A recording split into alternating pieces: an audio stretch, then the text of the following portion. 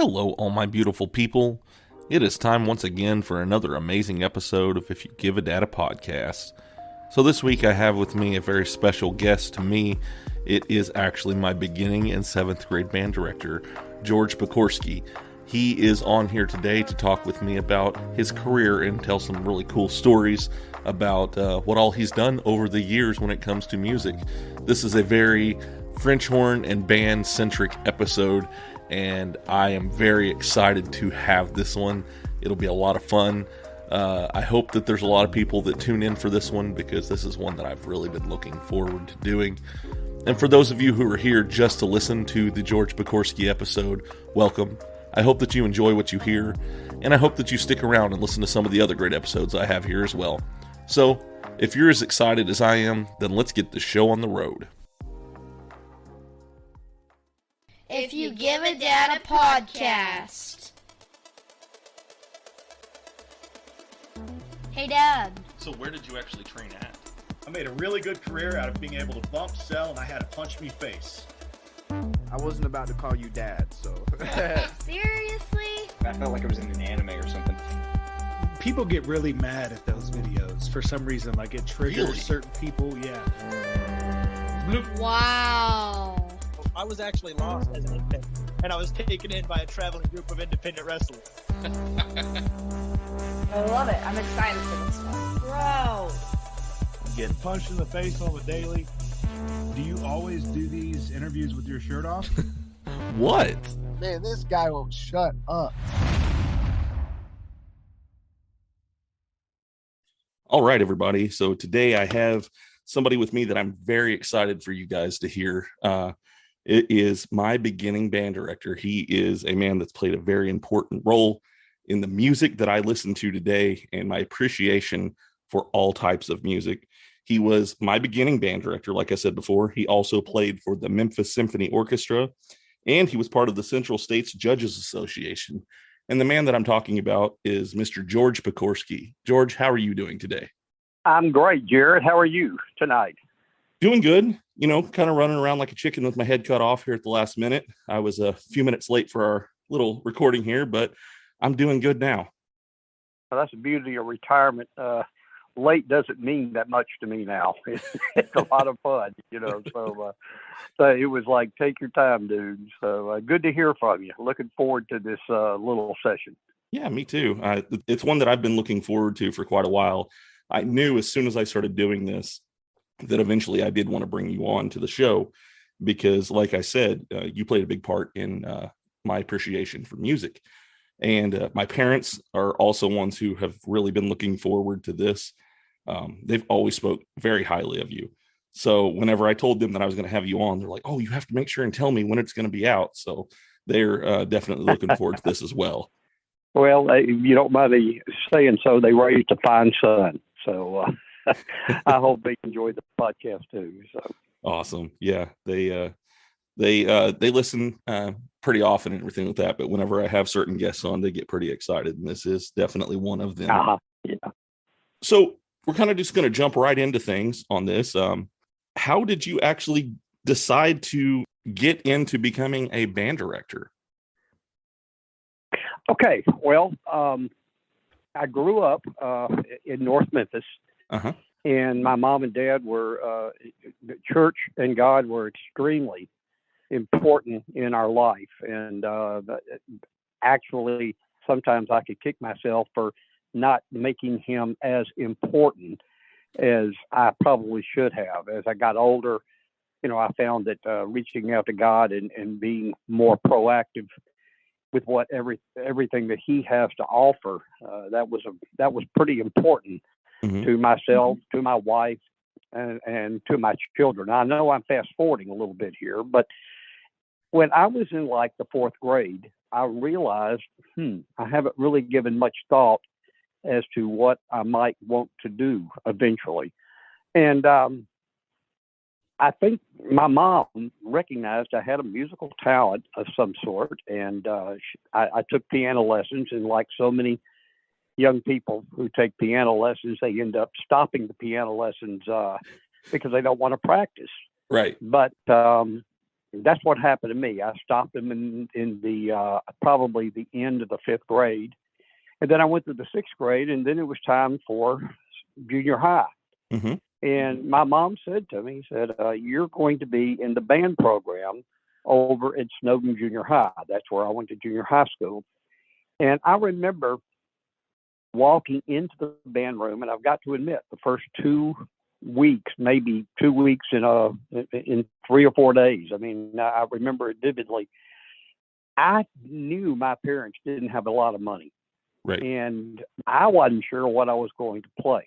Yeah. My mom was under the assumption that they were just going to give me an instrument. Just give me an instrument. And as it worked out, I was scared to say anything to her about purchasing me one.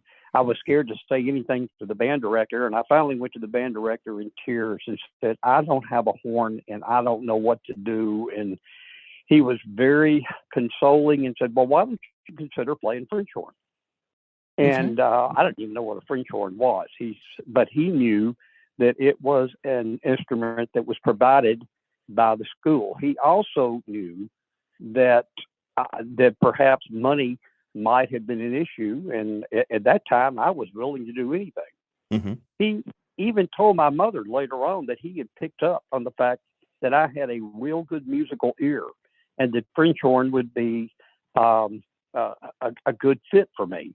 And for your listeners, Jerry, you know exactly what I'm talking about. I mean, since you were in my band program, I didn't put just anybody on French horn. They had to exhibit certain qualities to be a horn player, to be a French horn player. So anyway, I became a French horn player, and fast forward another month or so, I got so into it. It didn't take very long for me to figure out this is something I can do. I watched my band director, Mr. Gaston Taylor. I watched him direct. Listened to the way he talked to us. I said, I think I can do this. Now, obviously, it's a lot more than waving a stick. We know there's a lot more to it than that. Yes. But at least now I had a path. I had a path on something that I knew I had an interest in, and perhaps something that could be that would be my livelihood. So that's how I got involved in wanting to be a band director. I got into beginning band. I loved what was going on, and I said, I think I can do this. So that's pretty much how that path ended up taking place. It's funny because that's actually very similar to the story that I had whenever I joined band. So, I was very excited about it. Took the test in 5th grade because I believe they gave a test to see who would be a good fit for being in band. And I think it was like a 1 to 4 star on this test that you would take. And they did it on the TV, and we just wrote down our answers and stuff like that. Then the next year, band comes around and you start, and we did the thing where you come and talk about the different instruments that you can play. It's kind of like a fitting, I guess you could say. And correct. I had the same issue. Instruments are not cheap, and I did not have one to play. And I was ready to, I actually came in for that day where we were supposed to say, this is what I want to play. And I told you, and I believe it was Mr. Lloyd who was there as well. I told you both that I think I'm going to have to drop band. And you guys pulled me aside and asked, why, what's going on and things like that. And I said, I just don't think I'm going to be able to do this. I can't afford it, kind of deal. And you guys took me into your office, which was at the back of the room, and had me try out for the French horn. And I was able to play that. And it, like I said, your story is very similar to what mine was. And so that's really cool to hear that. We did parallel, didn't we? We did. And I hated to have to go home and tell my parents, you're going to have to come up with $200 or $300 so I can have an instrument. Right. Because money was not easy to come by, you know, and I didn't want to inconvenience them, but also I didn't want to go to the class any longer and just sit there while my friends were playing their instruments. It's kind of funny how you and I paralleled on that, Jared, and glad it worked out to where the French horn was part of our life. It really helped. And, and for your listeners, I don't let just anybody play French horn. Right. If you had not demonstrated French horn skills, I would have put you on either baritone or tuba. It's just that simple. I would have put you on baritone or tuba because you have to have a certain ear, and you have to have, a quality ear, and you have to be able to match pitches and etc. So you picked one of the beasts, and we helped you pick a beast. So things worked out pretty good. Well, the cool thing is, when it comes to French horn and everything, I'll be honest, I've looked over the years at maybe getting one again, just so I can have to play at home, because I love playing. I now own a trumpet. Somebody gave it to my mom and passed it along to me. I own a saxophone now. And in fact, whenever I tried out for band to begin with, I wanted to play the saxophone because I thought that was just the coolest thing ever. But, that was probably one of the more expensive ones to get. There's a lot more. For sure. Yeah, a lot more metal there. Yeah. Mm-hmm. So, yeah, I wanted to, play that. But then I started playing the French horn. And even now, I've looked at them because, music is almost a release. In my case, it's a way for me to express myself and a way to release stress, so music has always been a big part of your life. Yeah. And also I'm aware that I believe you went to the Pentecostal church, if I'm not mistaken. And I know that if I'm not mistaken, but I think like instrumental music, not just a piano and an organ. I think that there are certain types of instrumental music that take place in that particular denomination. You can correct me if I'm wrong, but I think I'm right on that. You're 100% right. They'll bring just about anything in there to have music with. I've seen banjos. I've seen mandolins. I've seen trumpets. I've seen just about anything you can think of. I've seen it in a Pentecostal church. So it. Yeah. Where did you go to college at to get your degree and stuff? Because I know doing band and things like that, you have to get a degree to be able to go and teach. So where did you go to school at? Well, I went to, back then it was called Memphis State, and I call it University of Memphis. I mean, like everybody else now, I call it University of Memphis because that's what they changed their name to, and I'm glad they did. Because I always thought Memphis State sounded kind of preppy. They changed the University of Memphis, but I was sort of a homebody. Mm-hmm. Some of my friends were talking about going to University of Tennessee or Arkansas or perhaps a Christian college somewhere away, but there was never any doubt in my mind because that I was going to go to Memphis State because I used to go to the football games with my dad. And I would look across the way or down the way, and I would see the Memphis State band. And as much as I love football, I was watching that band quite often. I looked forward to the halftime shows. And I said, one of these days, I'm going to be in that organization. And I spent 4 years in the marching band. So, yes, I graduated from Memphis State. Felt very I was just elated that I had two outstanding French horns instructor, the late Richard Dealey. He ended up moving to Vancouver, and he passed away about 20 years ago. And my other French horn instructor, Richard Dolph, who is living in Colorado and unfortunately is not in real good health right now. He and I stay in touch. Mm-hmm. So not only was Memphis State a good place for me to learn how to be a band director, it was a good place for me to get more accomplished on the French horn, and I was really blessed. I didn't have to set foot out of the city. I had exactly what I needed at University of Memphis. That's awesome. Going back to one thing that we were talking about a second ago. Whenever I do this, my mind goes all over the place. I keep a notepad in front of me because I'll forget things and I have to write it down. But going back to one thing, when you said that you have to have an ear for music for playing the French horn. A French horn, for people who don't really know what that is, that's listening to this, you can change the pitch just by how much you move your hand, because you actually fit your hand into the bell of the instrument. So you can change a complete pitch. Say you're a little flat. Well, you can just change the way your hand is in that bell and change the whole pitch of it. So it is a very precise instrument, and the mouthpiece is super small too. Oh, it has lots. It has lots of demands. Yes. Very much. You know, Jared.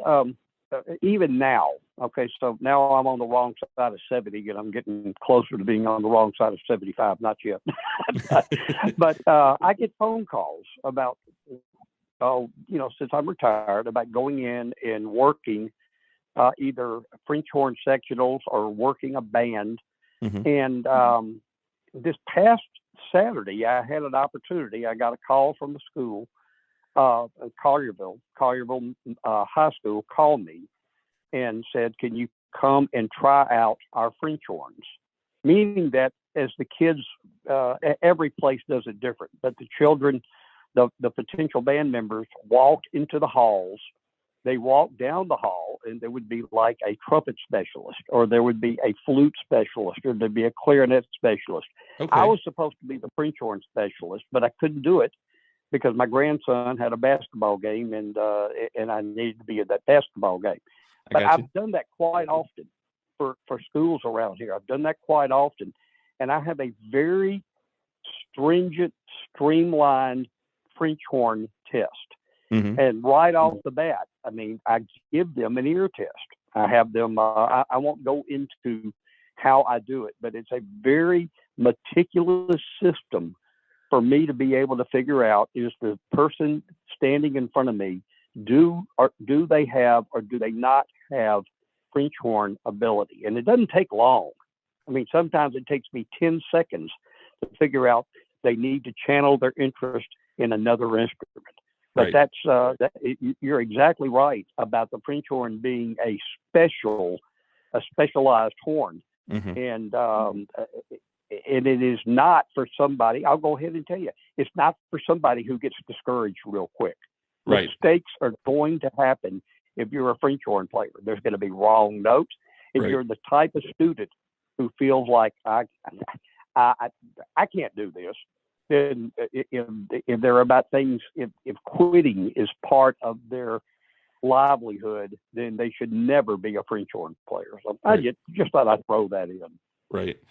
I remember my beginning brand French horn section.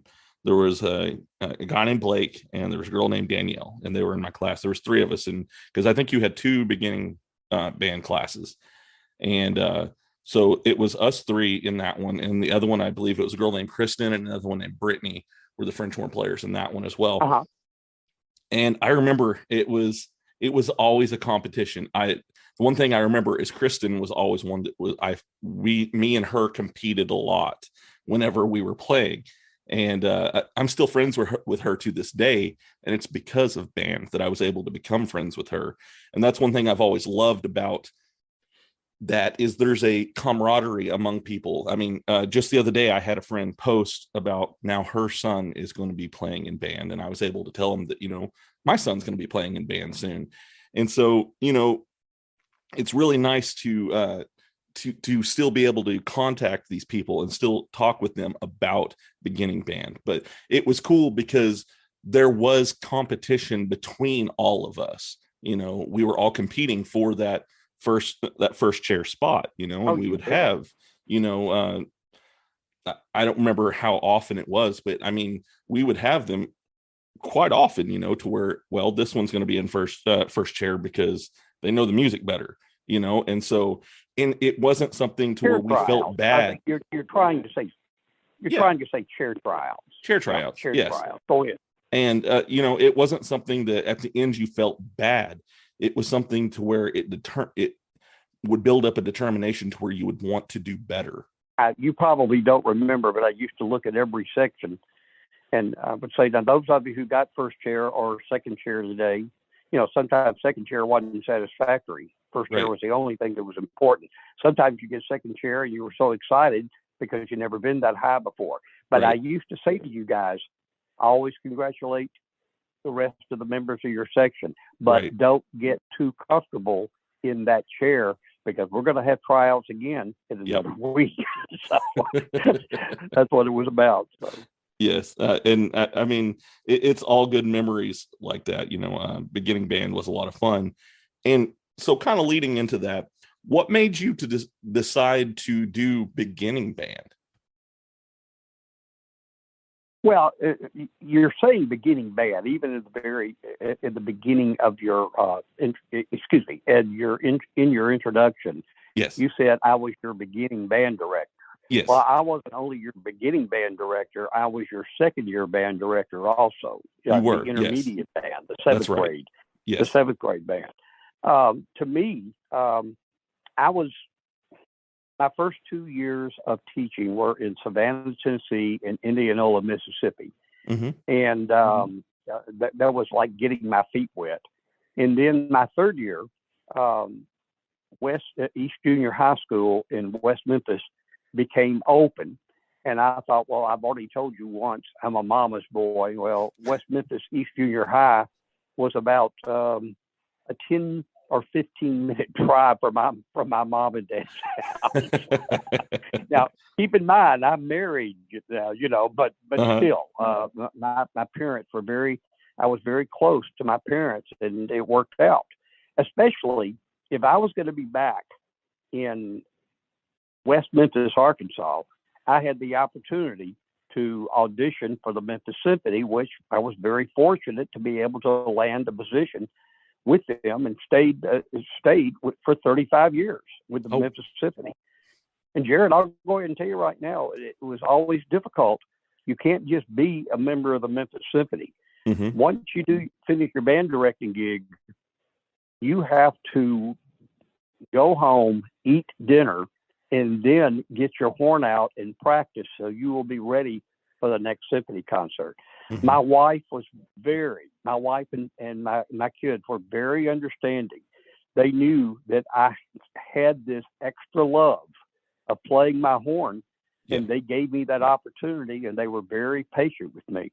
Sometimes I could kick myself a little bit because maybe I should have put priorities where they were supposed to be. But to be quite honest, Jared, my three kids came out really, really good. All three of them are educators.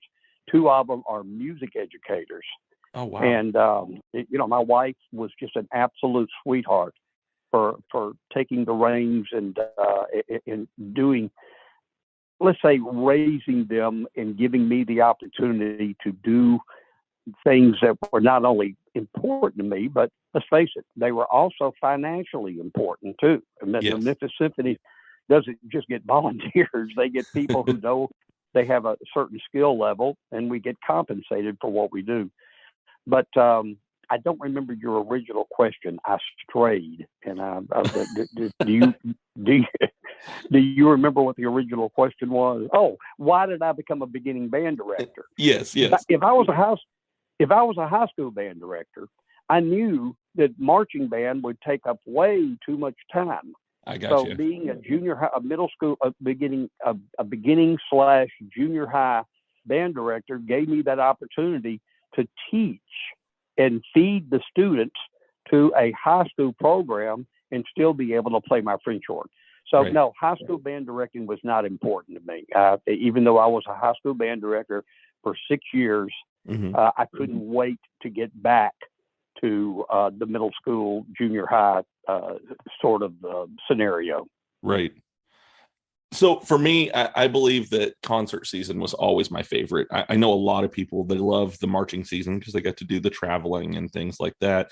And there was the summer before school would start, you'd have the summer, we'd go out there and you'd practice and hang out with all of your band friends and everything like that. But there was something about the concert side for me. It just, I don't know how to actually put it into words, but it was my favorite time. I enjoyed marching season, but concert season was my favorite. Well, yeah, there's a lot. there would be all kinds of band members out there, present and past band directors, who would express the exact same sentiment you just expressed. And there's all kinds of band members who would tell you right now, oh, I hated concert season. Oh, I sure did love moving around on the marching field and the trip we took and winning contests or placing in contests. Well, that's more power to them. You know, whatever floats your boat, go for it, you know. But to me, you develop your marching band by having a good concert band. If you're in band from the 6th grade through the 12th grade, if you don't develop those playing skills primarily in the second semester, well, your marching band is not going to be as polished and as listenable to, for lack of a better way to describe it. They're not going to be as listenable to if your kids are not playing with a certain level of artistry and proficiency. So you're right. Concert band is where it's at, and that's one of the reasons I loved doing beginning band. And then you guys, man, you rocked. I mean, I'm not going to kid you. We always played, Jared. We always played really, really difficult music, much more difficult than we had to, because I wanted you guys to be challenged.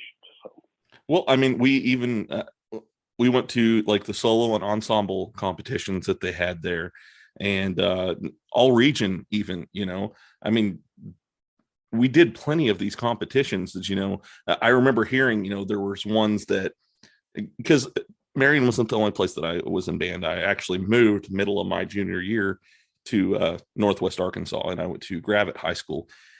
And you would hear band directors say, well, you know, we're not going to do that because we're working on fundamentals. And one thing I remember hearing you say, this is how you work on fundamentals, is by going and doing these things.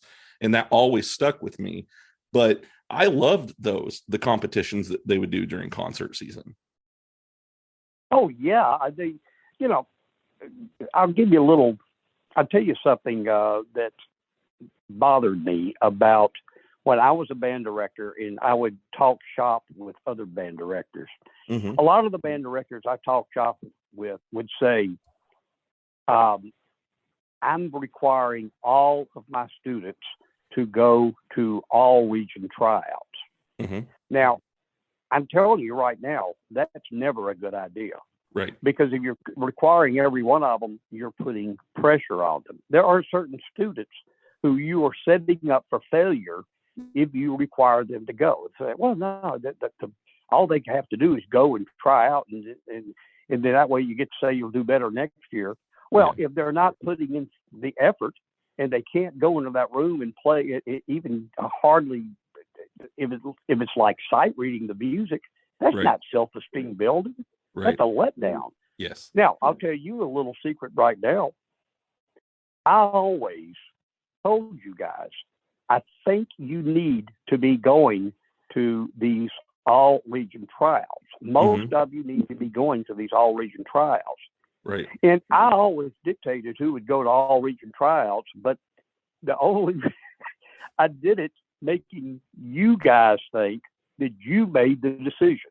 I was able to word it to where you made the decision as to whether you went to all region tryouts or not. And once you went, you know, I don't know if you remember, but we had an awful lot of students making all region. We did, yes. And when we had that many students making all region, and the tryouts always took place at the beginning of December.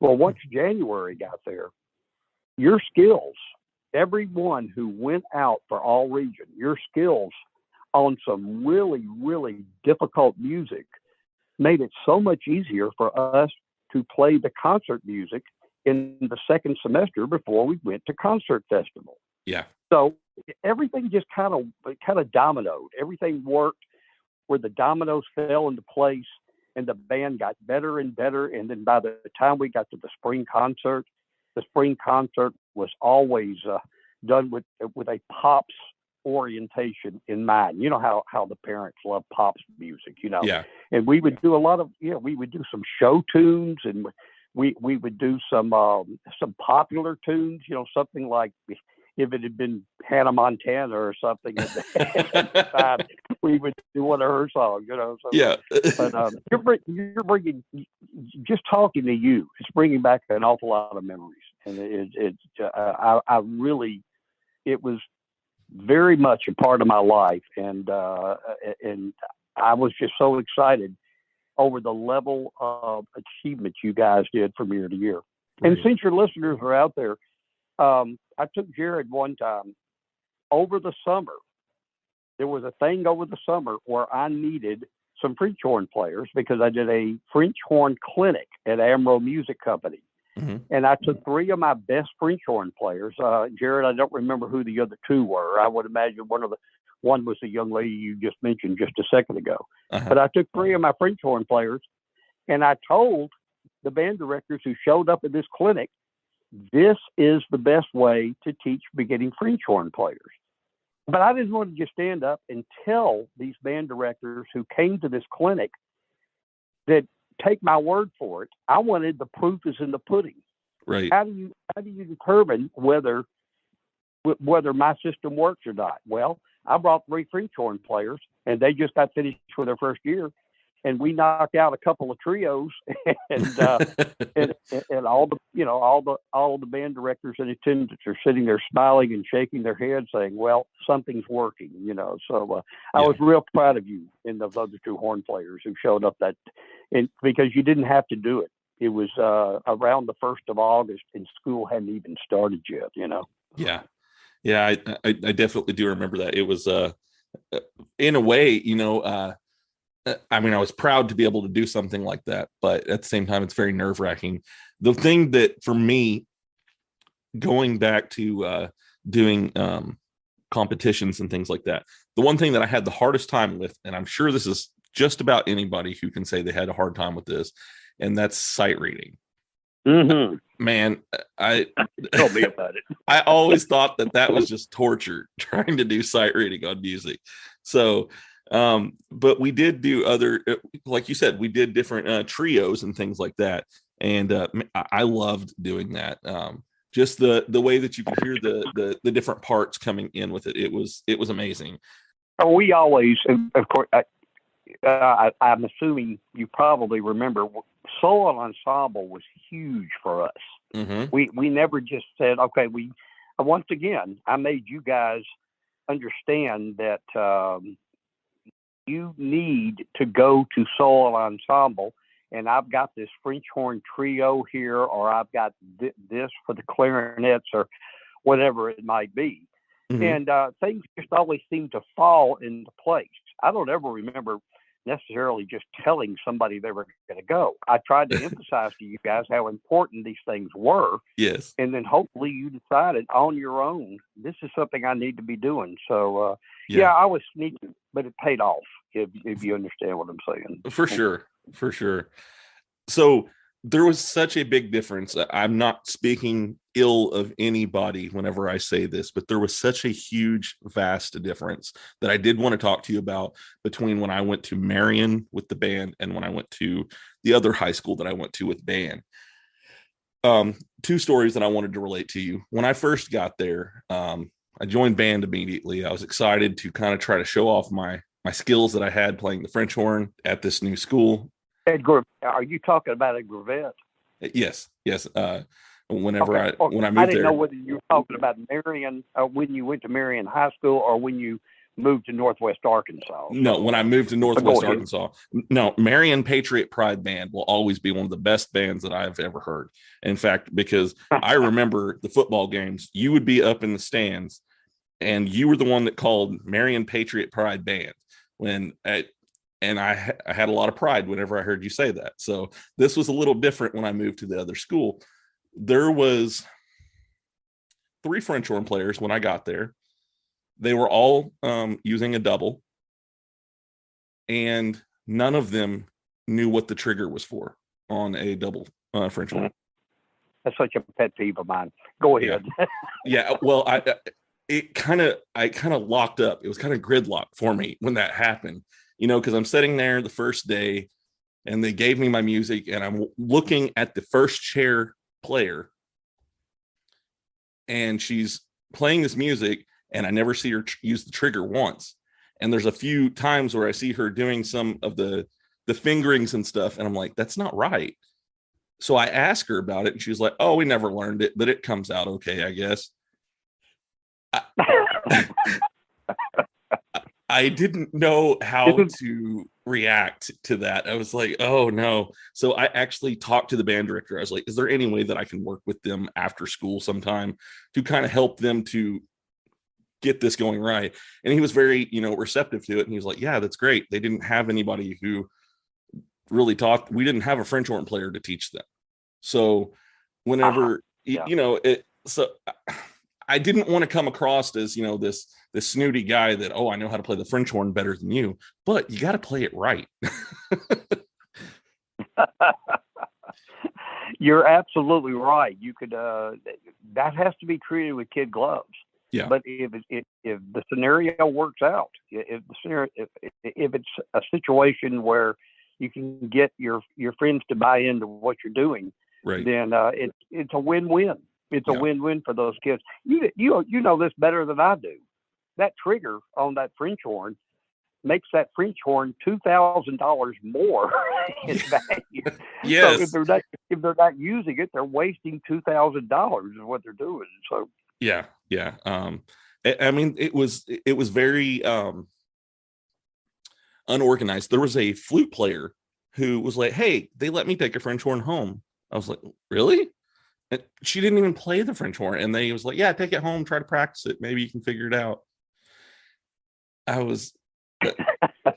didn't know what to do. So, but one other thing that happened while I was there, and this just comes from, I guess, I was a little spoiled when it came to Marion band, because I was used to us getting ones when it came to competition.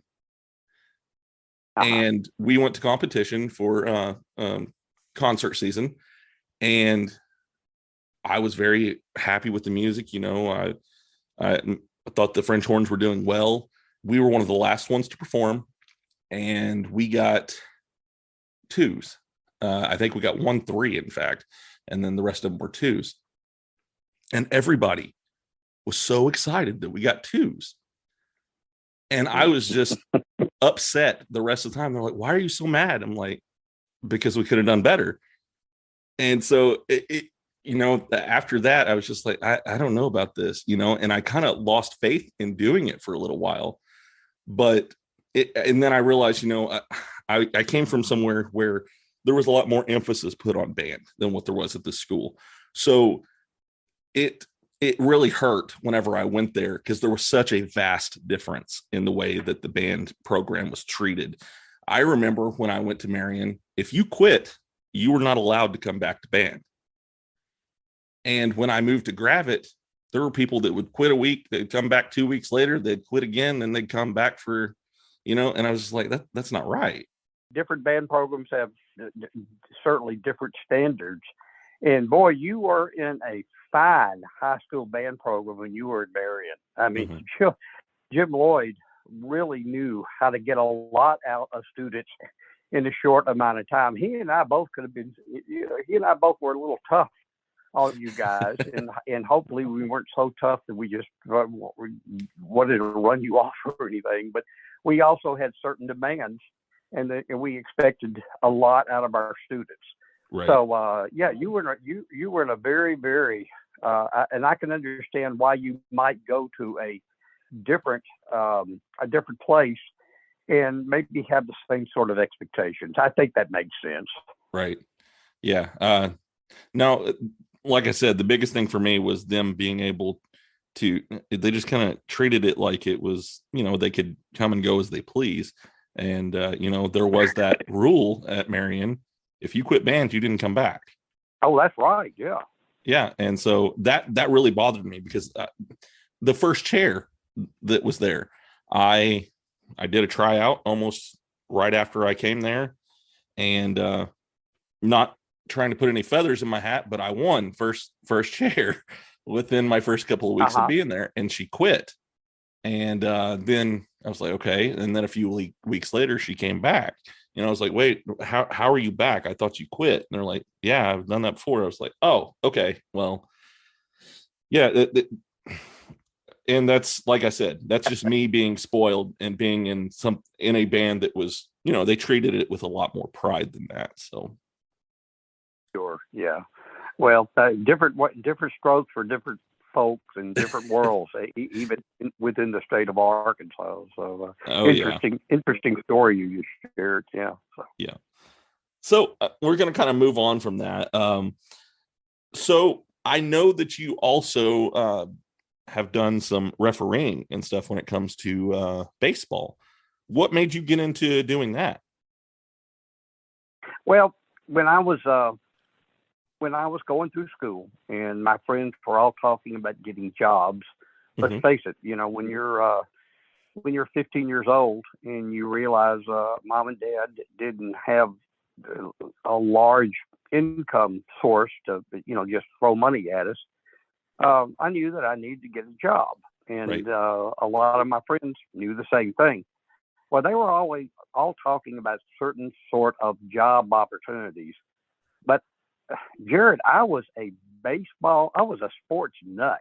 I absolutely just baseball to me was the greatest thing in the world. There was nothing as wonderful as especially baseball. I mean, I like basketball and I like football, but there was nothing as wonderful as baseball. And I knew when I got to be a senior in high school, after playing Little League ball in Memphis all those years, that I was going to become, like umpire the Pee-wees and the juniors in the Memphis Park Commission system.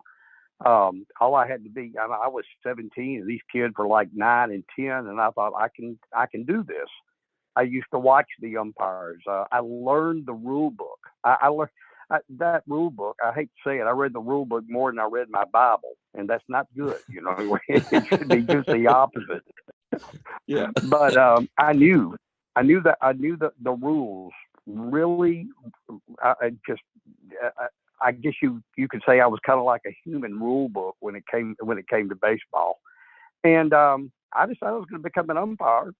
And continued umpiring from 1967 all the way until 1971, and got pretty good at it. And realized, okay, well, I've got an extra semester. And I said, an extra semester, I had met my I had met my eventual life partner, my wife, and I told her, I said, honey, I'm going down to umpire school in Florida. And I really wasn't going with the idea of being a professional umpire. I went with the idea of, I want to learn how to do this better. I want the skills to become a really good local umpire. And actually, I did pretty good at umpire school. I got a pretty nice rating. And they told me, they said, you could go to a low minor league if you want to. They said, we don't see you as a potential professional umpire. Okay. These umpires, our instructors were major league umpires. I got to pal around with major league umpires. Wow. And it was a wonderful experience, just fantastic experience. I got to umpire a St. Louis Cardinal intra-squad game. It was the beginning of spring training. Yeah, and I got to umpire behind the plate 3 innings of a St. Louis Cardinal intra-squad game. I remember the name of Julian Javier.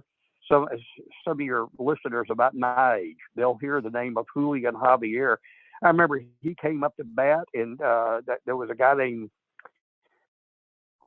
his last name was Thomas, and I can't remember his first name. But what an experience to be there at Al Lang Field in St. Petersburg, umpiring the St. Louis Cardinals in an inter-squad game, Wow. So it was a great experience. Fast forward, in 1982, I realized I can't do this any longer. You think about it, I'm an umpire. I'm a band director. I'm a Memphis Symphony member, and I'm an umpire. Something's got to go. Even though umpiring was in the summer, something had to go. Yeah. And umpiring went, and it went for a long time. And when I say went for a long time, I just decided that I haven't got the time to do this. and still be a good band director and still be a good French horn player. So, Jared, when I retired, I went back to officiating again. Okay. But band directors here in DeSoto County, Mississippi, started calling me and talking to me about coming in and working bands and working French horns. So the umpiring went by. I had to. It had to go on the back burner again. But it sure was a lot of fun. All those years umpiring and refereeing, had a great opportunities. I got to call 5 minor league baseball games in Memphis. That it was the old Memphis Blues and the old Memphis Chicks. Okay. Because the regular umpires couldn't show up, and so they would call local substitutes who they thought knew what they were doing and could do a good job.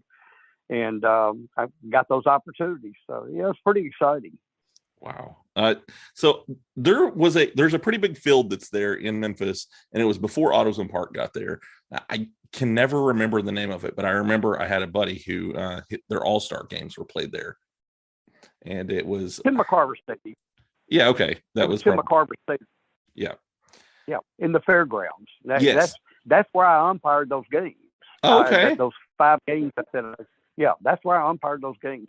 Well, in the 60s, they were called the Memphis Blues, and they were part of the Texas League.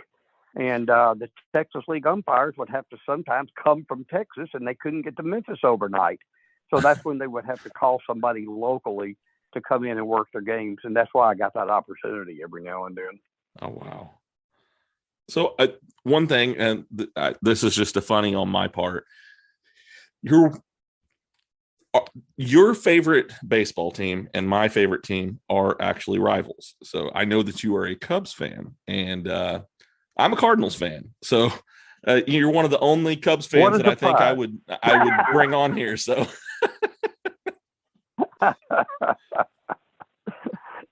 it's kind of funny. You obviously know who Tim McCarver is, right? Yes.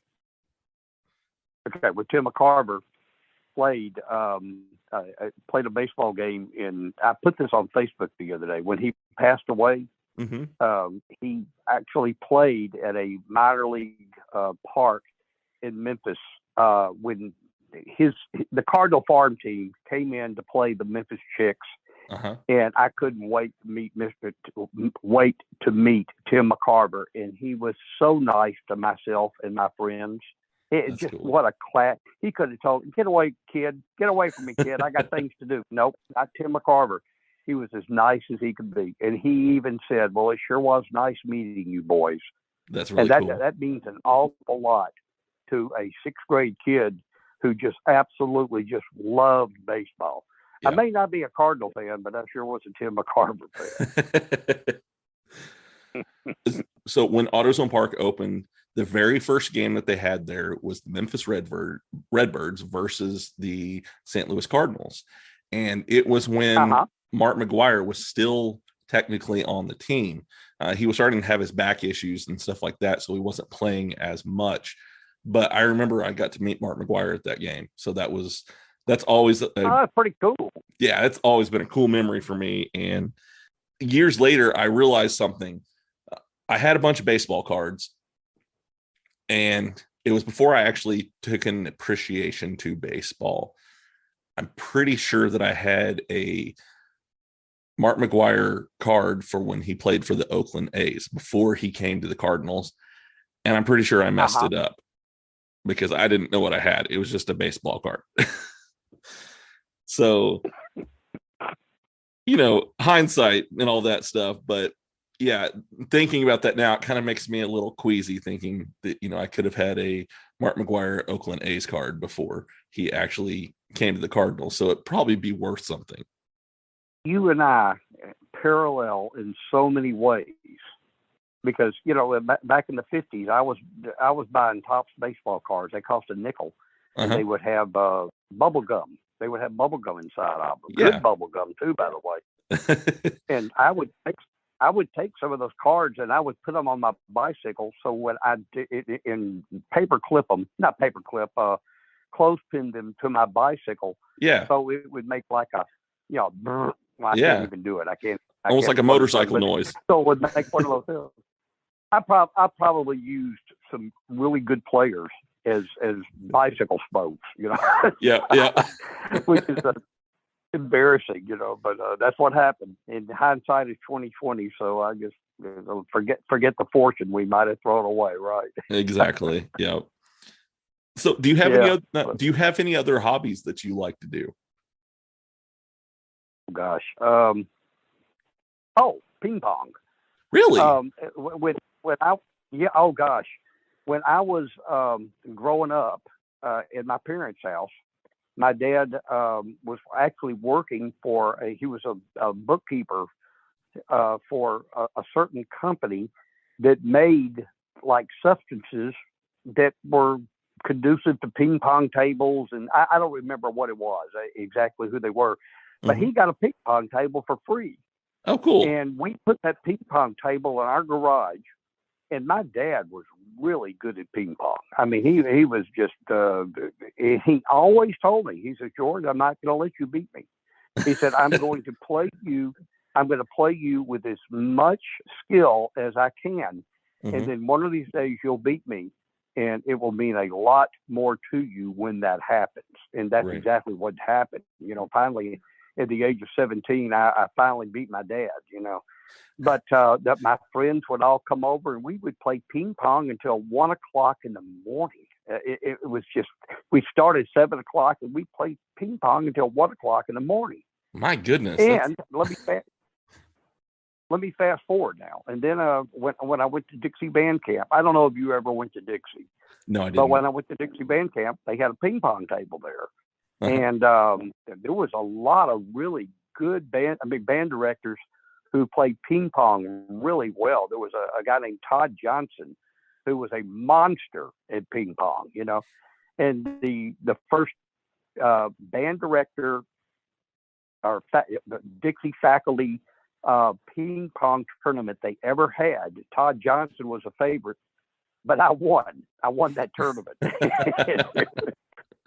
Oh, Jared, it was so much fun because what happened was my students, you know, we so many students went to Dixie Band Camp, and they came into that final game, and all of them brought not homemade, but they made little paddles. It looked like, you know, the creative minds of middle schoolers, and they walked in and they made paddles, and they all had Mr. G on them. They wrote Mr. G on them. They held them up like fans, you know. Yeah. And I played that last game, and I won that game. So I never was much of an athlete. Boy, I can really hold my own in ping pong. And every Monday, Wednesday, and Friday, I go to the South Haven Senior Citizens Center. And there's about 14 of us, and we play ping pong from 12 o'clock to 2 o'clock, and it is more fun. I was there today, and I played from 12 o'clock until 3 o'clock. Nobody ran us out, so I played from 12 to 3. And that's cool. It's just, it's something that it's good exercise, and none of us care whether we win or not. We just play.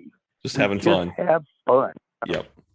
It's just it brings a huge smile to my face every time I go play ping pong. So, and you said hobbies.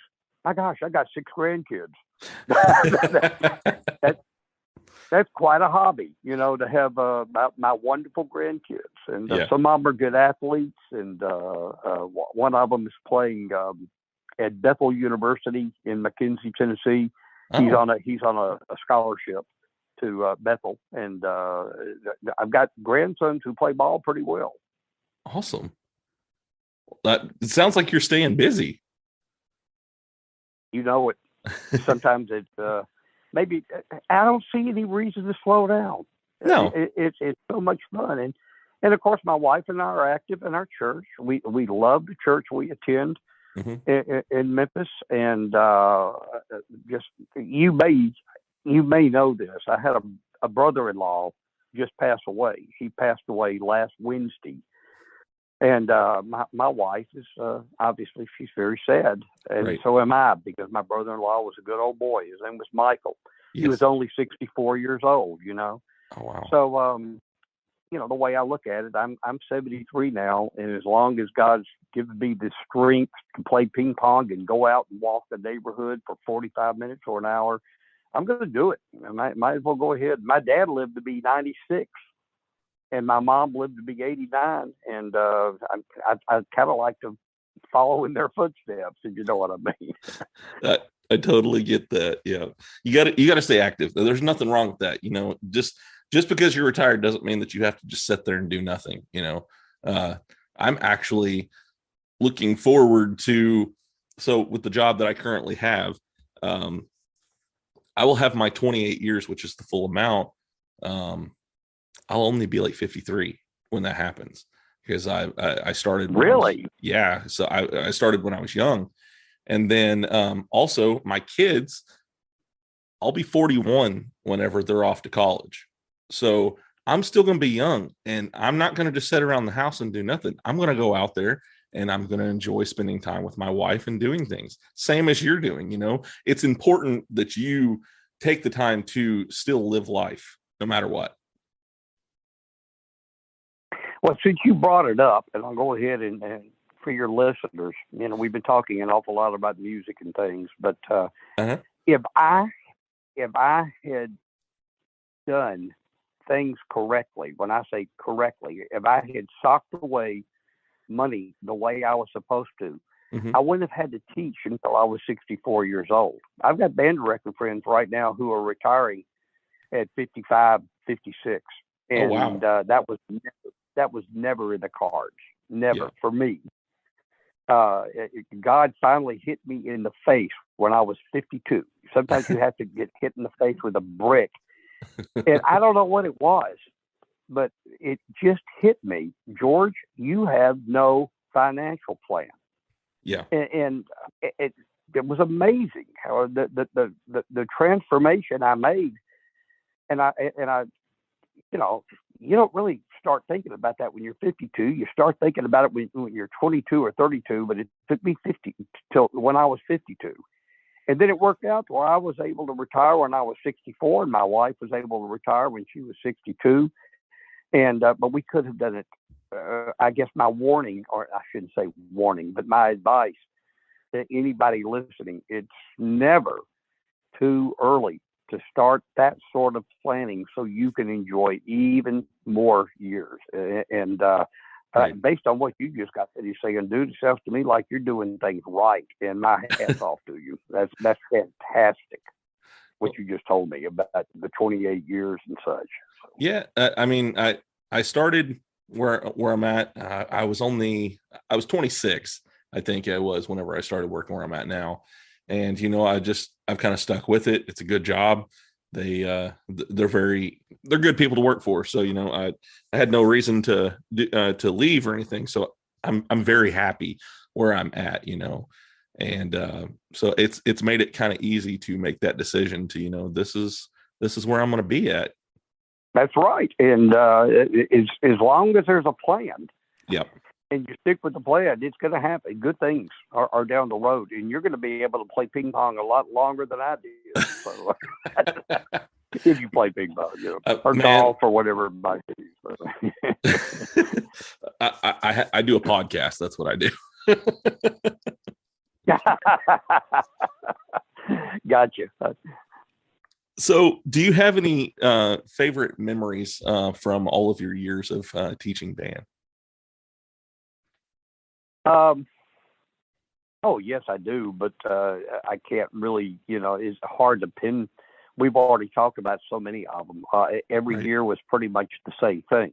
Right. Once you get the beginners going and motivated, and then you move them into the seventh grade band. It's 4 seasons. When I say 4 seasons, we're talking about the season where we start off, and I fundamental you kids to death when you were in the 7th grade. Just fundamental you, and then it came time for the Christmas concert. Yep. And at the same time, that's when all region tryouts were. Right. And then there was concert festival.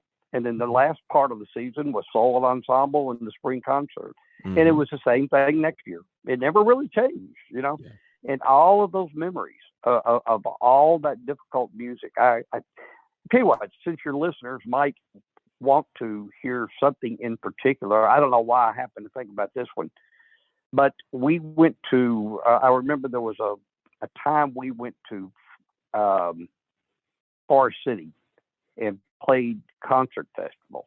And I used to tell the kids, I said, there's nothing more discouraging than showing up at concert festival and there is an empty audience when we play or any band plays.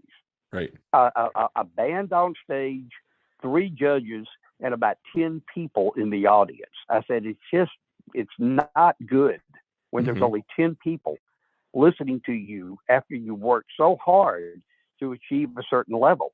Right. And I used to tell my students every year, you've got to talk to your parents and you need to tell them that this is something super important, super special, and they need to be there. Yeah. And of course, I used to send information sheets home with you kids all the time, you know, right. to try to keep the parents posted, you know. Well, we got to Forest City, you know, Forest City was 35 miles away.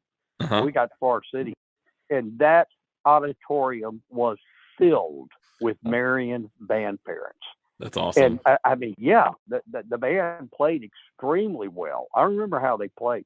But every time we went to a concert festival, the number of parents who showed up was just heartwarming. Yeah. And I had one of the judges, his name was Johnny McBee.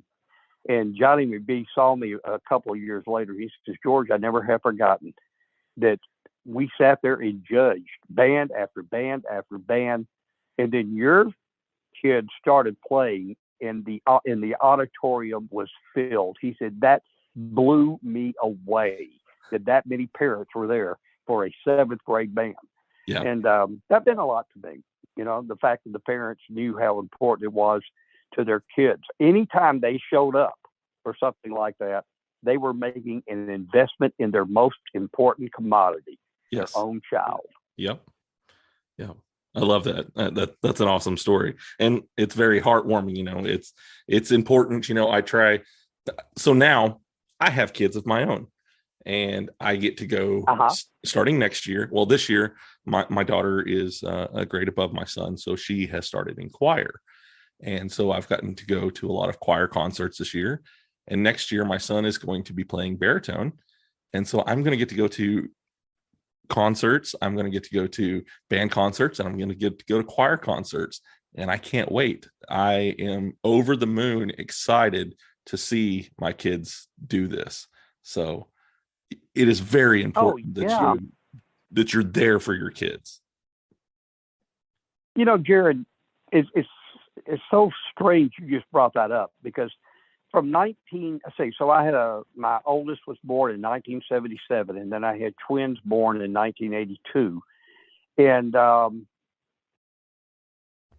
I wanted to coach softball so bad. I've already told you how much I love baseball, and I wanted to coach their softball teams, especially the twin softball teams in the early 90s. And that's what happened. I coached them for 7 straight years. Okay. We never traveled anywhere. The reason we didn't travel is because our summers were spent on the softball diamond. We used to, you know, the regular games at the girls' clubs, and then all of the invitational tournaments. Our summers were spent on the softball diamond, and it was a bonding tool to be able to go out and watch my game, for my wife to go watch the games, and for me to be able to coach my kids. And it's just a wonderful experience. And looking at the team pictures and all, it just means, even on Facebook today. Right. I don't know how it happened, but my one of the twins shared something on Facebook about softball and her softball experiences. Mm-hmm. And it's kind of odd that I'm talking about that right now, and that just happened to pop up on her Facebook memory. So maybe, I don't know how worthwhile that information was, but it sure meant a lot to my wife and myself and my kids, you know. Most definitely. It's a memory that you guys can hold on to, you know, like you're reliving it right now. It's something that you can all cherish together. And I'm hoping, that I'll get to be able to do that with my own kids. Oh, I'm sure it's going to happen. I mean, I love the name of your podcast. Oh, thank you. Say it out loud so I don't mess it up. Say it one more time. If you give a dad a podcast. Give a dad a podcast. Yeah, I Yep. love that. That is absolutely, because that's what I'm doing. I feel very. Money is nice. Right. It's always nice to have some money to travel and that sort of thing. But we, this as well as I do, and so do your listeners.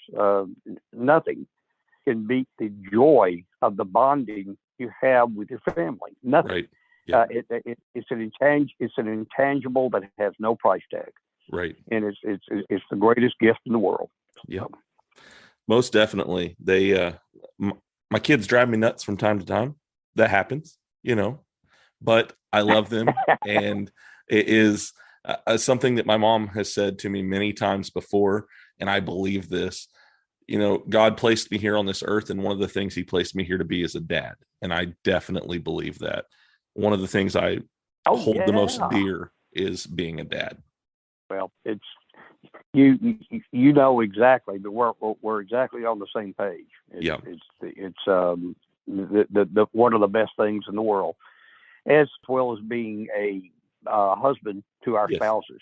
Yes, that's pretty important too. Oh yeah, most definitely. So I have just a few more questions for you before I get you off of here. Sure. What would you say is one of the hardest pieces of music that you've ever had to play? Are you talking about band performance, or are you talking about me playing my French horn in a professional setting? I mean, if you'll just pinpoint it, I'm sure I'll be able to come up with an answer on that. How about we go with both? Okay. All right. Well, let's start off with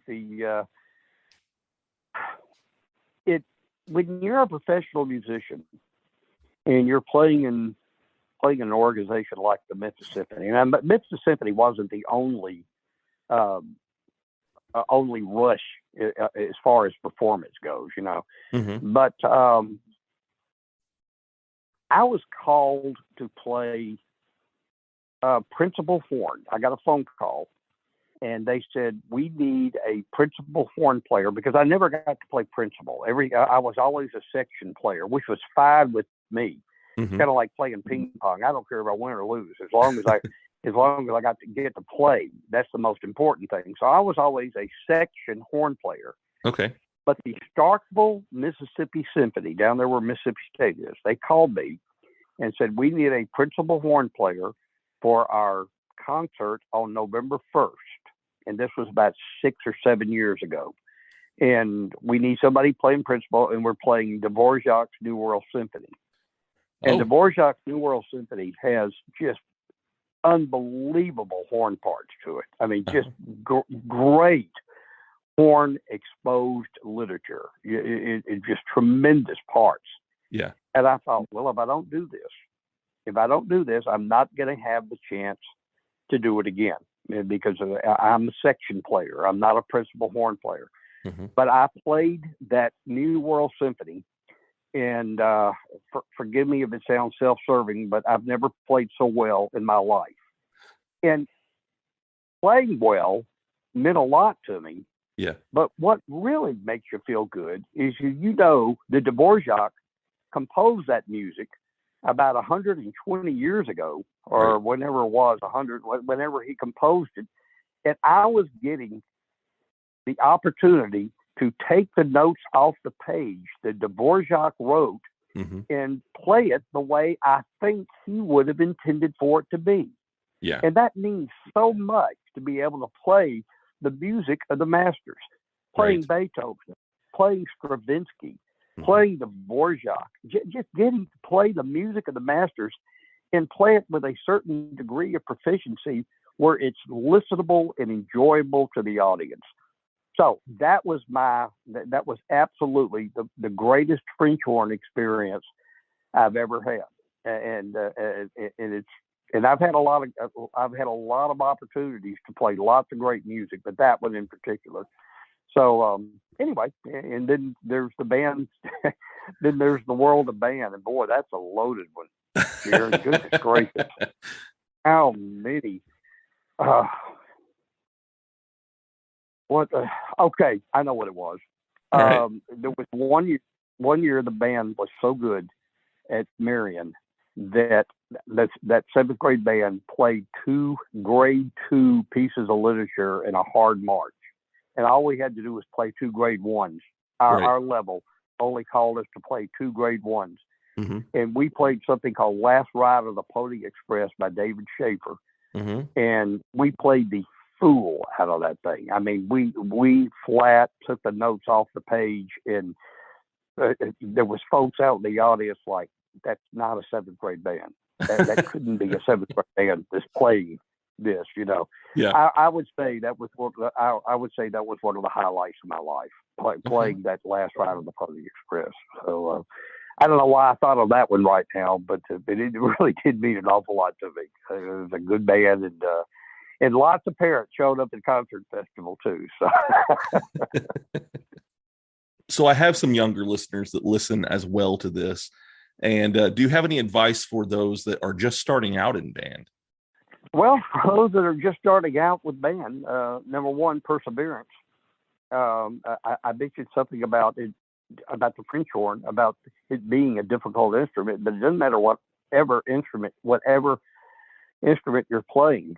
You never settle for second best. You know, you talked about your high school band experience earlier in this conversation, mm-hmm. and you even used the word, well, whatever happens, it was okay. You know, there's a commercial on TV right now that says just okay is not okay. Right.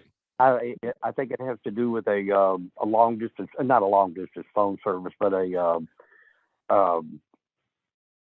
cell phone service. Yeah. Just okay is not okay. You know. And they're right. Just okay is not okay. Right. So my advice to any young band member is always persevere. Keep saying to yourself, just okay is not okay. Every time you put that instrument up to your mouth or hold the drumsticks or whatever you do, don't go through the motions. Mm-hmm. It's a God-given opportunity. Make every single time you play that instrument, make it more special than the previous time.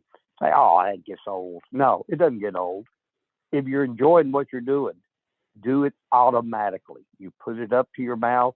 You do everything you can. You absorb what your other fellow students are doing and learn from them. You absorb whatever the band director is saying to you, and make sure that you are listening to he or she as they spew their knowledge, so you can become better. And it's so easy for me to say, don't quit. That's totally up to, you know, Jared, those 4-letter words, that 4-letter word to me is the filthiest 4-letter word in the English language. QUIT. Yeah. Band directors lived in fear of students quitting. Yeah. I'm not going to kid you, every one of us does. You know, we all act so macho. No, every one of us. We lived in fear of it. But if the students can just realize that there are going to be some tough times and they keep persevering, they're going to end up being in a band program like that Marion High School band we've already talked about. Yep. And they're going to have the opportunity, hopefully, especially the way college tuition is, to get themselves a college scholarship down the road. Yeah. And it doesn't matter whether it's the quarterback on the football team or if it's a trumpet player sitting in the middle of the second section. Lots of programs give the same amount of money to these student athletes and these student musicians. And that's something to think about. This is my ticket to college. Or yes. It could be. Yeah. I kind of tell my kids that even, this could be your way into college or something like that. It doesn't always have to be, athletics or something like that. There are good ways to get into schools with music. Music is just as important. It's I did an honor band up in UT Martin, Mm-hmm. in Martin, Tennessee. I did it at the end of January. Mm-hmm. And I remember standing up in front of those students and talking about the fact that they all were music making machines. Yes. And then I asked them, I said, how many of you know who Peyton Manning is? And, I'd say a lot of guys raise their hand, a few girls did, Right. but, and especially with him being on television, it may be a little bit more exposure. But, Mm-hmm. a lot of them knew who Peyton Manning was, and those who didn't, I told them who Peyton Manning was.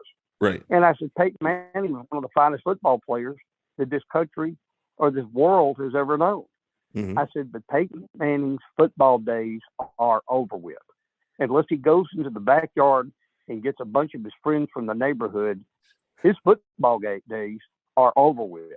Right. I said, every one of you plays a musical instrument.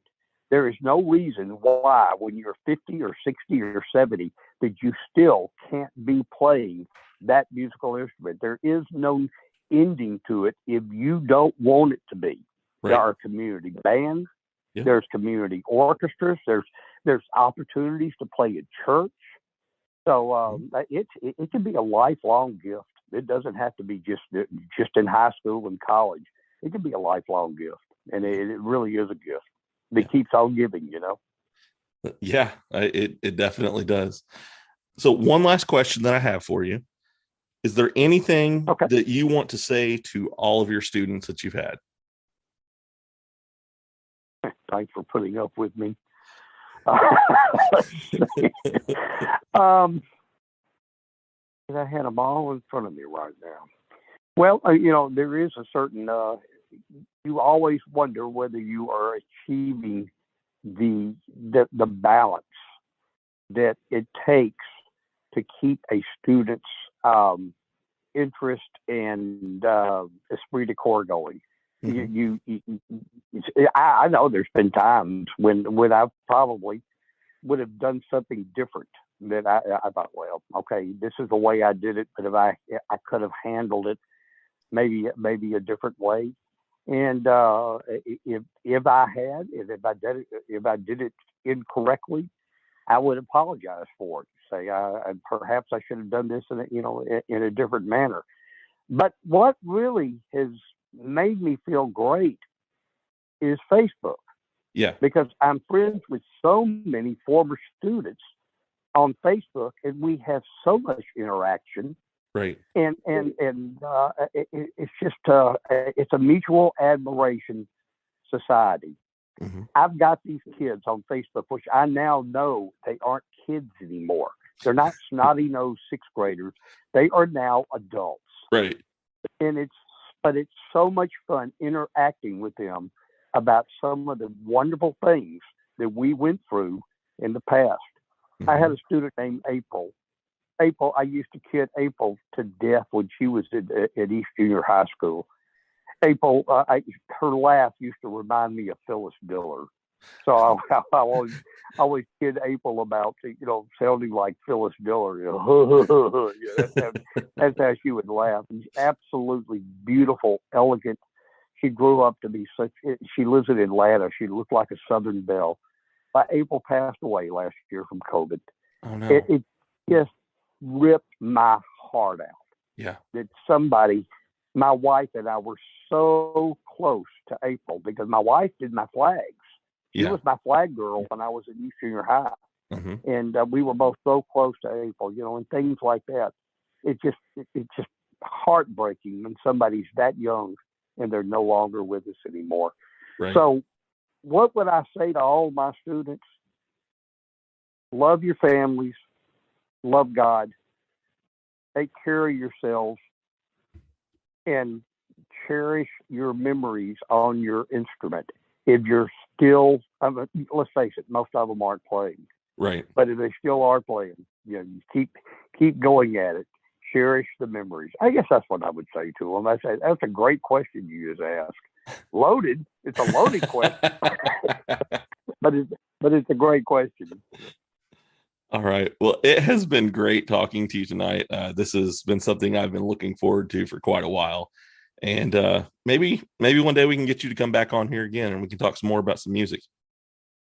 Well, sure. I'd be happy to. It's been a pleasure. Like I said, but you said you were drinking a Diet Coke. I was having a Coke Zero. So once again, we parallel real. Actually, I was drinking a Coke Zero too. Now, okay. Yeah. best drink in the world. So. Oh, for sure. Well, I wish you the best of luck. I wish you the best of luck in these endeavors, Jerry. My students. Can I tell your listeners about the rain and the highway that night? Oh yeah, for sure. So Jared, I guess he was probably about 21, 22, and I appreciate his admiration for me. He's expressed that before, and he and I had a conversation or two. He was in Northwest Arkansas, and of course I was in Memphis, and I went to an event at Christian Brothers High School. I don't remember what the event was, but I went to an event at Christian Brothers High School, and it was at night. It was about 8 o'clock, 8:30 at night, and I came out in the middle of one of the worst rainstorms I've ever been involved in, ever. Mm-hmm. And it scares me to drive at night, and to drive in the rain at night is even more frightening. Right. And I got out on Walnut, as I was leaving Christian Brothers, I was turning out onto Walnut Grove, and Jared called me. And I picked up my cell phone, and I said, "Hey, Jared." And I really didn't want to talk to him because I was scared to death that I was going to have an accident. I don't like to talk and drive anyway, but especially at night, and especially in the middle of a driving rainstorm. Yeah. So I had gone over the interstate. It was one of those overpasses over the interstate. And I was telling Jared, I'm not so sure this is such a great idea right now, Jared, because I'm in the middle of a driving rainstorm. And folks, all of a sudden, I looked up ahead of me, and a car shot across the highway we were on. Now, the Walnut Grove was like a 5 or 6 lane highway if you count the turn lane in the middle. It was a 5 or 6 lane road, not highway, but road. And the speed limit was 40 miles an hour, and somebody shot across from a residential section to the street on the other side. It looked like a scene out of a movie. I've never seen anything like it in my life. That car shot across that interstate, and I was probably about 4 car lengths away from when it crossed, and it was going like 50 miles an hour. Wow. And it almost hit the car in front of me. Mm-hmm. And I told Jared, I said, I can't believe what I just saw. Jared, I got to get off the phone, Jared. Yeah, That's pretty much what I said. Yeah. I got to get off the phone. I was that shaken up. Yeah. And I caught up with that car, and it had a couple of girls in it. One of them was 21, the other was about 19, something like that. And they were as mortified as I was. More mortified. Yeah. They were the ones who were almost killed. Yeah. God was with them folks that night. And it was something. And it's so strange that happened, but Jared and I were on the phone together.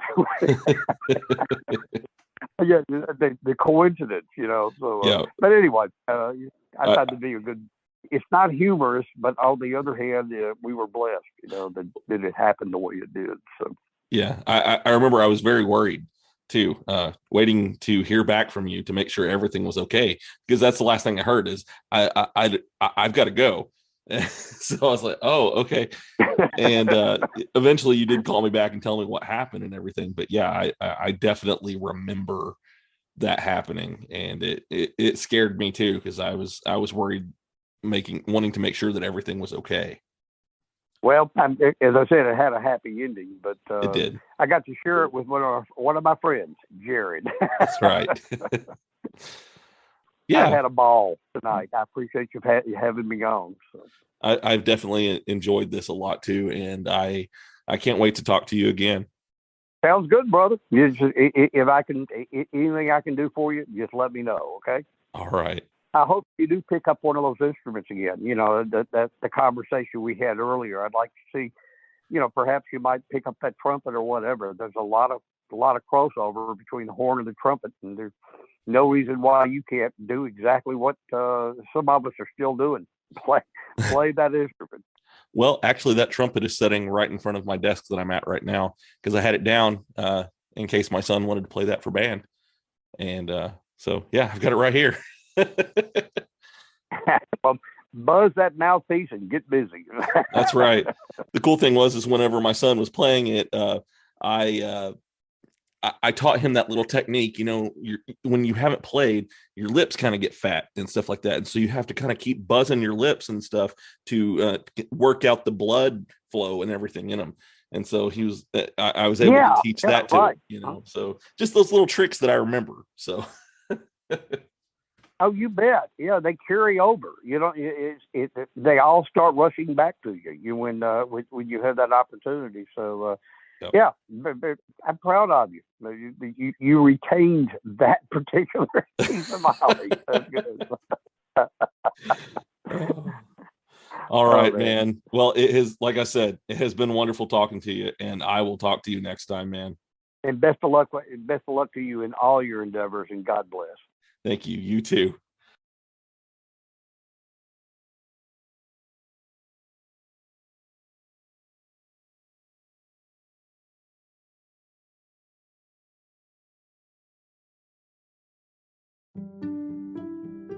It took me 10 years to make the perfect man cave. And then we took it over. And we made it into the multiversal chamber. Then I started my own podcast. And we took that over too. And we're the co-hosts, the Multiverse Kids. Yeah, and I'm the dad, the geeky dad. And every week, we what? We review the movies, shows, and books, games, and toys. Yeah, and sometimes we even have a special guest. So, join us every week on the Geeky Dad Podcast. Hi everyone, I'm Lisa. And I'm Dawn. And if you've ever watched a TV show and thought to yourself, oh my god, that season finale plot twist was absolutely bonkers. Or seen a movie and thought, wow, I need to talk to somebody about this train wreck immediately. Then we think you'll fit right in with our podcast, I Hate It, Let's Watch It. We watch TV shows like Riverdale and Emily in Paris. And movies like Deep Water, Killer Sofa, Rubber, and Deadly Illusions. And we give them the total rinsing they deserve. It's basically group therapy for movie masochists. So come check us out wherever you stream podcasts. All right, everybody. I hope that you enjoyed that episode with George Pokorski, or as we like to call him, Mr. G. That's what we called him back in school. So I really had a great time talking with him today, and I hope that you guys enjoyed hearing that. So this is actually my last episode before my anniversary episode that is coming up. And as I told you on Thursday of last week, I have a pretty big name when it comes to anime that is going to be on the show for my anniversary, and that is J. Michael Tatum. He plays Scar in Full Metal Alchemist Brotherhood. He plays the voice of tunnA in My Hero Academia, as well as the voice of Sebastian in Black Butler. And so I am very excited to have him on. And like I said, that is just the tip of the iceberg of some of the names that he has played. He's been in video games. He's been in all kinds of things, and we will talk to him about that whenever I have him on next week. So make sure that you come back and listen to that episode. I am very excited that I have made it a full year into this. From what I've read, most podcasts don't make it past 5 or 6 episodes. And this episode that you're listening to right now is actually episode 50 for me. So I am very, very grateful for being able to have this show and do this show as long as I have. And I thank you for everyone who has stuck with me from the very beginning. And I thank you for all the new listeners that I have as well. I appreciate each and every one of you for tuning in every week. And I hope that you come back and listen to some of these other great episodes that we have and just stick with me. If you guys want to follow me online, you can do so by going to Facebook or Instagram, or Twitter, or Hive, or Snapchat, or TikTok, any of those places, and you can follow me on there. You can just type in If You Give a Dad a Podcast, and I'm sure I will pop up. Or if you don't want to do that, you can go to Google and type in If You Give a Dad a Podcast. On Facebook, if you want to find it directly, it is at IYGADAP, which is the acronym for If You Give a Dad a Podcast, or as I like to say, IGADAP. You can also find me on Instagram, and that is at Give a Dad a Podcast. And then on Hive and Twitter, it is dadpodcast11. It is also iGadap for TikTok and Snapchat as well. So go and follow me on all those. That way you can make sure and stay up to date with everything. Sometimes I post little fun things on different ones just to see, what you guys have to say, because I know there are some people that follow me on these different things and they might not follow me on all of the platforms. So I try to give everybody a chance to interact as much as they want to. And I love to interact with you guys. It's one of my most favorite things. If you guys would rather send me an email, you can do so by sending it to giveadatapodcast@gmail.com. I look forward to hearing from you guys if you have suggestions or somebody maybe you want me to bring on, or you have a question that you would like me to ask, or if you have a question for me, send it to me there. Like I said, I love talking to you guys. I love interacting with you. So yeah, just send me a line on there and let me know.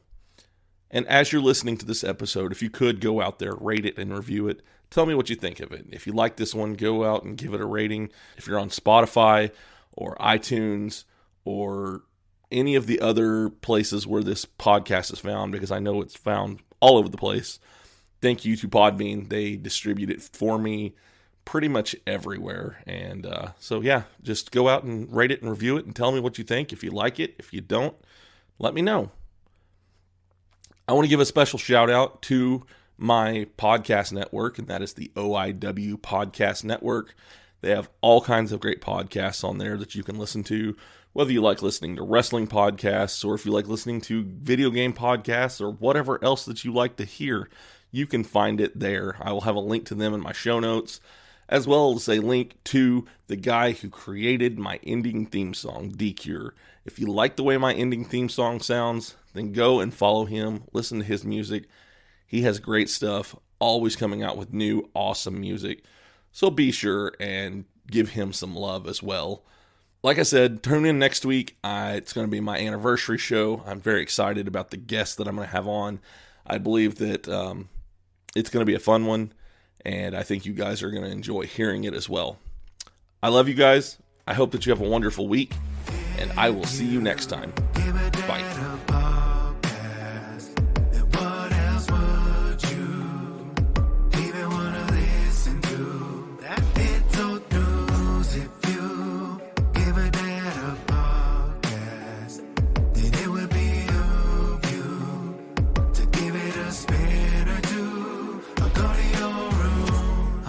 Room rounded, but I got a podcast on. He calls us beautiful people, then tells us who we have on. The best part of my day, the world blocked out in my pods. Tell my friends all about it so that they follow along. And the host is kinda nerdy, but guess what I am as well. I don't feel so alone, and I began walking out of my shell. Heard a story, I needed connection I haven't felt. I'll be looking for the next one, till then farewell. It's the podcast for me. Have it on, better go see. Listen closely, download and tune in remotely. It's the podcast for me. Have it on, better go see. And listen closely, download and tune in remotely. This podcast is part of the OIW Podcasting Network.